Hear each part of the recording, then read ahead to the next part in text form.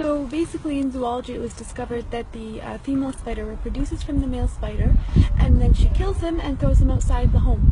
And then when the kids grow, they also kill the mom spider and they throw her outside the home. Technically it was discovered that the spider's home is the most bizarre home. It's the worst home ever built.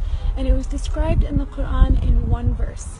In Surah Al-Ankabut verse 41 it says, "And those who take allies other than Allah is like that of a spider who takes a home. And indeed the weakest of homes is the home of the spider, if only they knew," is how the verse ended.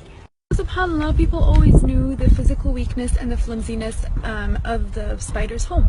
But only in this era were they able to make the connection and comprehend the moral and the spiritual weakness of the spider's home. Hence why at the end of that verse it says, "If only they knew." Still, Allah subhanahu wa ta'ala had named an entire chapter, an entire surah after this creature. He spoke about the actual spider in one verse. The rest of the surah was about fitan, sins and temptations.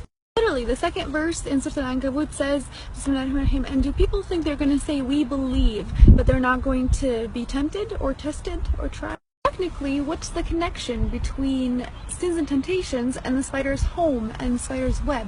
Why was that connection made in the Quran? If we actually ponder into it a little bit, we'll realize that the connection and the battle and the intertwinement of fitan and temptations is figuratively, it's like the spider's home, the spider's web.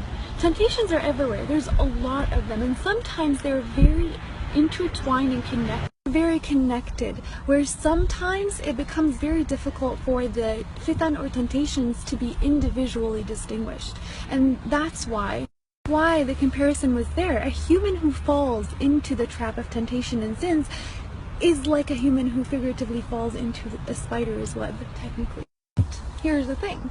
If we decide to leave that trap through seeking our Lord with His power and our will, that trap becomes very weak. Just like the spider's web, it gets demolished with the touch of a finger.